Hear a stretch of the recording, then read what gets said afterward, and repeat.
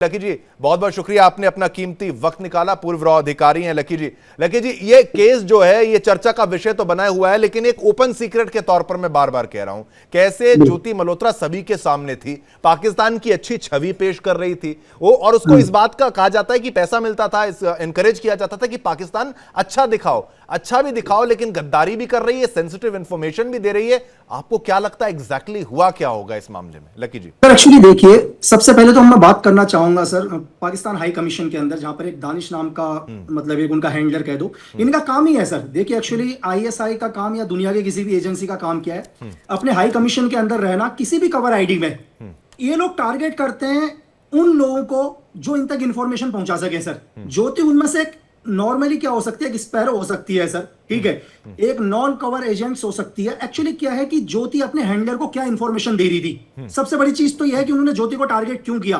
और अकेला दानिश ने सिर्फ ज्योति को टारगेट नहीं किया होगा सर। एक हैंडलर जब भी किसी देश के अंदर रहता है, फॉर एग्जाम्पल के लिए वो किसी देश के अंदर अपने किसी भी कवर आईडी के अंदर आया, तो उसका काम ही सिर्फ यह है कि उस देश के लोगों को अपना एक एजेंट बनाना, ताकि वो उनसे इंफॉर्मेशन को लेकर, बिल्कुल, वो मेरी आवाज आ रही है सर? बिल्कुल आ रही है, बिल्कुल, आप बोलते रहिए जी। तो उनसे इंफॉर्मेशन लेके अपने देश तक पहुंचाना सर। एक्चुअली इसमें सिर्फ ज्योति ही नहीं होगी। एक हैंडलर सिर्फ अपना एक ही एसेट नहीं बनाता सर, वो अपना एक ही एजेंट नहीं बनाता, एक ही स्पैरो नहीं बनाता। अभी हमारी एजेंसी देखिए सर, कहां कहां किस किस को इस केस के अंदर और भी लोगों की कड़ियां खोलती है, धीरे धीरे आपको पता चलेगा। और मैंने आपको बोला कि भारत सरकार ने इसमें 121A के तहत शायद उसके ऊपर एक आईपीसी भी लगेगी, जो सेम अफजल गुरु के ऊपर भी लगी थी सर।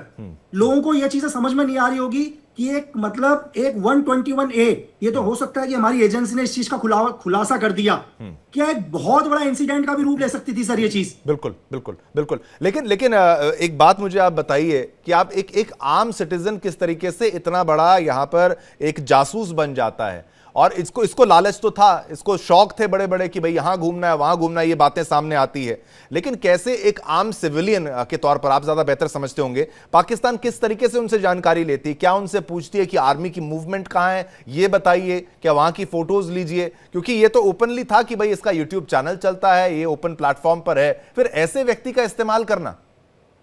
सर देखो एक्चुअली क्या होता है कि ऐसा नहीं है कि कोई भी जो हैंडलर होगा वो डायरेक्ट पहले दिन ही किसी को बोल देगा यार तू मेरे लिए काम कर। पहले तो सर मैं आपको ये बता रहा हूं कि वो बताएगा ही नहीं कि मैं किसी देश का एक हैंडलर हूं। दानिश ने कभी बोला ही नहीं होगा कि वो पाकिस्तान हाई कमीशन में पहले रहता है। पहले धीरे धीरे दानिश इसके टच में आया, या हो सकता है कि दानिश को किसी और ने टच में लाया होगा। डायरेक्ट एक हैंडलर डायरेक्ट अपने एक एजेंट के अंडर में या एक स्पैरो को डायरेक्ट टच नहीं करेगा, कोई ना कोई कट ऑफ होगा इसके बीच का, इन दोनों की मध्यम कड़ी बनेगा सर। और वो आदमी को एनालाइज करते हैं, वो हर आदमी को एनालाइज करते हैं कि ऐसा नहीं है कि अगर ज्योति मल्होत्रा को उन्होंने टारगेट किया तो पहले दिन ही ज्योति मल्होत्रा को उन्होंने बोल दिया। पहले ज्योति मल्होत्रा को उन्होंने हनी ट्रैप के केस में लिया, धीरे धीरे उससे दोस्ती करी। दोस्ती जब उन्होंने उनके ब्रेन को समझने की कोशिश करी, यार ज्योति मल्होत्रा की क्या क्या कमजोरियां हैं, इसको पैसों की जरूरत है, ये पैसों के लिए कुछ भी काम कर सकते हैं, तो एक स्टेज पर आके एक हैंडलर अपना एजेंट बनाता है सर। ऐसा नहीं कि पहले दिन ही बना देगा वो एजेंट।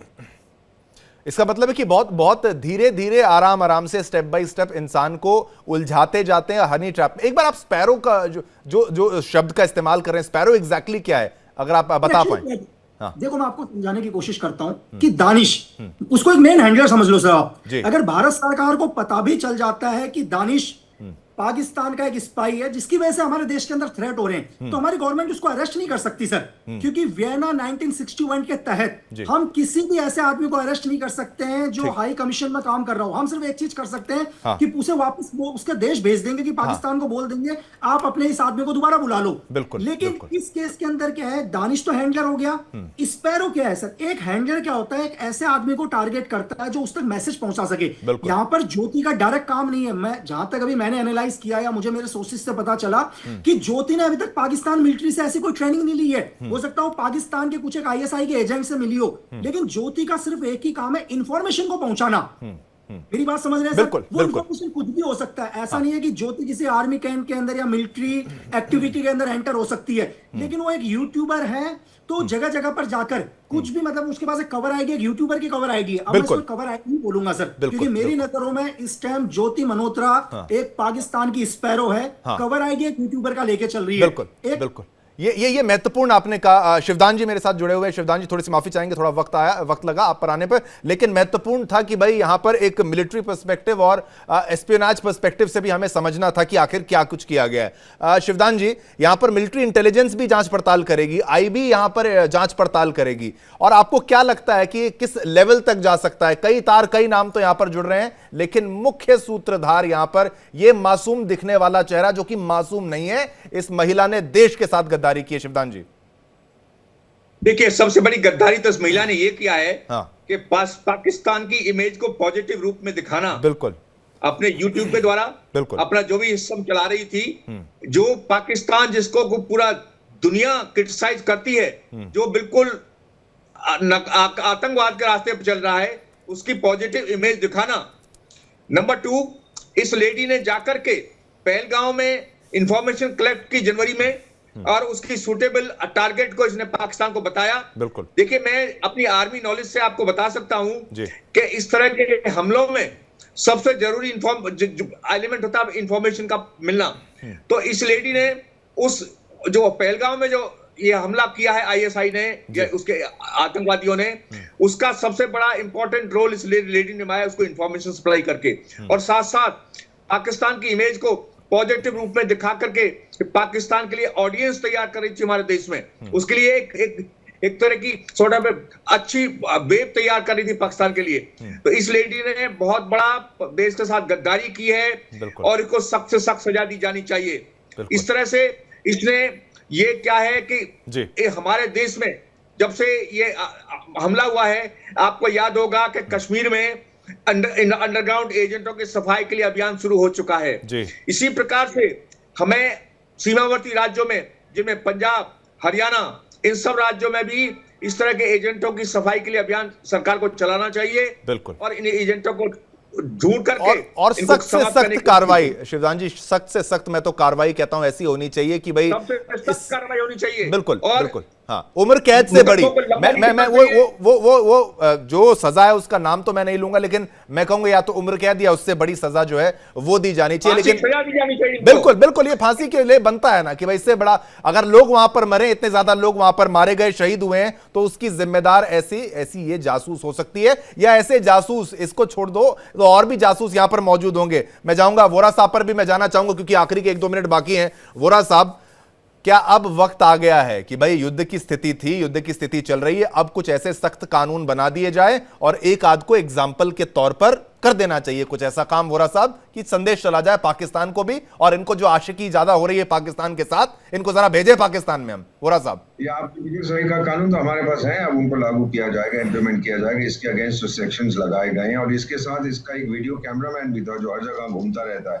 मेरा ख्याल उसको भी हमने तोड़ा होगा, वो गवाही देगा। इन लोगों को समझा दो sir, one of the things which मैंने अपने करियर में देखा है, जब इस तरह की मुसीबत आती है, जो आपका डार्लिंग होता है ना, वो भी भाग जाता है, आपका कैमरामैन सब बताएगा, यहाँ गया था, इधर गया था, ये किया, इससे मिली, उससे मिली, और फिर आपने उसको पोस्ट कर दिया। तो मेरा मानना है कि इसने अपने पैरों पे खुद कुल्हाड़ी मारी है, अपनी कब्र खुद खोदी है इसने। अब बस एक बाकी चीज है कि उसको उसी कब्र में डाल दिया जाए, वहां पर दफना दिया जाए। आई कैन फॉरगिव एनीथिंग, लेकिन देश के साथ गद्दारी कोई आपको माफ नहीं। बिल्कुल, ये माफी के लायक है भी नहीं। कैप्टन इंद्रजीत जी, आप मुझे बताइए, क्या मजबूर कर देता है इंसान को इतना गद्दार होने के लिए? हर इंसान के पास 2 ऑप्शंस होते हैं लाइफ में, एक सही रास्ता चुनना, एक गलत रास्ता चुनना। गलत रास्ता आसान जरूर होता है, उसमें पैसा ज्यादा जरूर हो सकता है, लेकिन एक अच्छा रास्ता आपको अच्छी जिंदगी देगा, आपके बच्चों को संस्कार देगा, आपके माँ बाप को एक सहूलियत देगा कि भाई मेरा बच्चा अच्छे मार्ग पर है। और ये कहां चली गई इनकी बच्ची? देखिए शिवम, जिसके, मैं तो यही कहूंगा, जिसके संस्कारों में अगर देश द्रोह, देश से गद्दारी, अगर जिसके संस्कारों में ये चीज है, तो उनके बहुत जल्दी आ जाती है।